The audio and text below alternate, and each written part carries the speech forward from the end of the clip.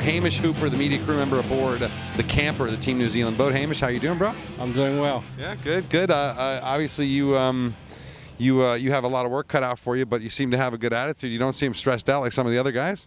Oh, there's a wee bit of stress there, for sure. But always try and do things with a smile on your face and crack a few jokes in the meantime. But no, it's a funny few days here, actually. You're sort of on top of things, and you know you are, but there's always a bit of doubt, thinking, shit, have I remembered everything? But I think I'm all good.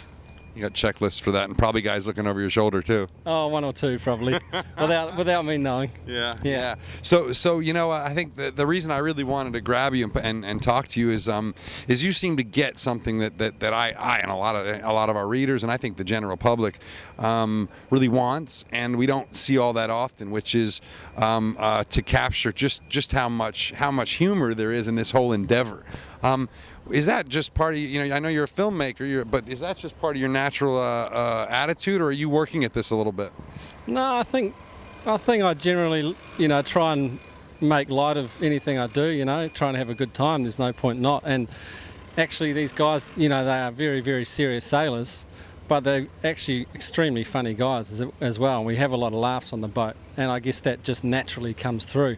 I don't have to try too hard, maybe prompt them here or there, but no, I don't have to try hard to make. But it's rare that we get to see it, and I'm referring specifically to two videos that you guys did in the run up to this. The first being a hilarious joke on Rob Salthouse, where you fooled him into pulling in a hand line, saying there was a tuna on board, and it turned out to be cans of tuna.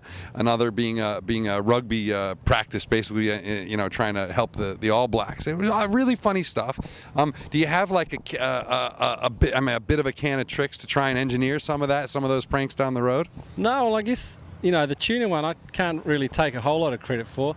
The guys... You held the camera. I sort of saw there was something being planned, and I wanted to be in on it, and then when I realised what it was, I thought, well, I better get this on camera. And as it turned out, it worked well, and it was pretty funny. And yeah, it went well, you know, it got a lot of views, so that's always good. The All Black one, we had a pretty tough couple of months while the Rugby World Cup was on. It was quite stressful times, and you know, 7 guys on the boat plus most of the shore crew are all Kiwi guys, so that was what we're thinking of day and night, trying to keep focused on this, but rugby was always there. So to make a video, the guys all wanted to make a video to send to the All Blacks and hopefully help them do it, and they won. I'm sure it wasn't the video which helped them win, but hopefully they had a laugh. Well, you guys were at sea during a part of the action. Did you were you getting updates on the sat phones or what? Yeah, we were getting updates when it mattered. I mean, you know, leg 0 was a prime example. We were due to be back in time to watch the quarterfinals, but then we got parked up on top of Ibiza, and so I was hounding the race committee here that we needed some score updates because it's very important. So yeah, we did what we could.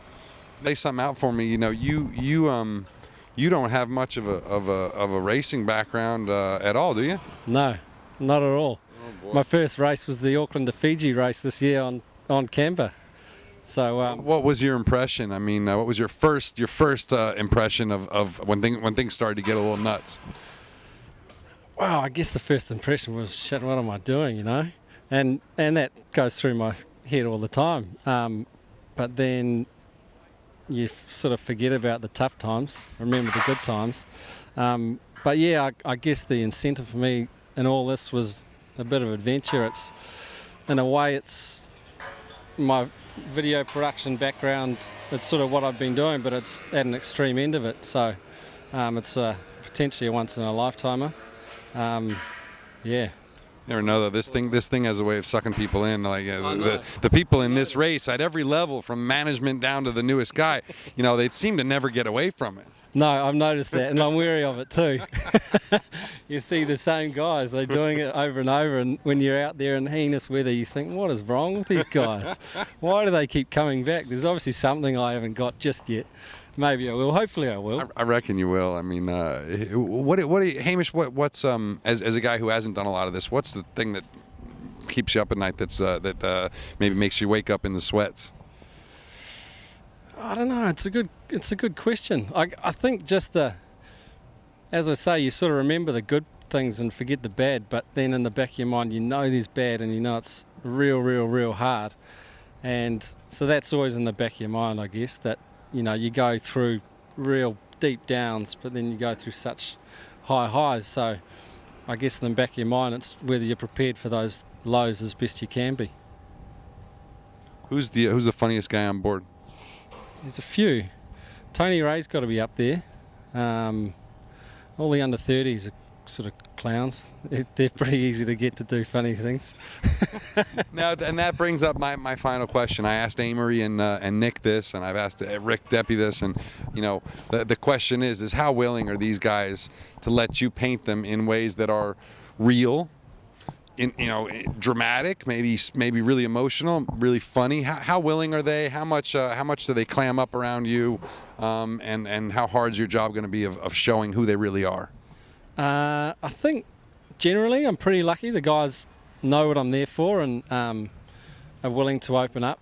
But in saying that, I haven't yet been in, if we're at the back of the fleet having a bad day and nothing's going right, I haven't yet had that. So it's hard to say, but so far they've all been totally open. They know what I'm there for and they want to help me do the best I can to sort of portray that to the public.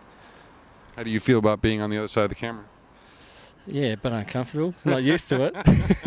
We often get assignments of how, everyone wants to see what the MCMs do. I'm like, well, I don't really like filming myself that much, but I guess you've got to get used to it every now and then. It's not it's not even the filming yourself; it's the editing yourself and listening to yourself. Yeah, that's exactly right. Which I'm going to do with this video right now, so you guys can watch it at home. Hamish Hooper, check him out, ETNZ blog, and you can go see those videos. Thanks. Thanks very much. Yeah, no worries.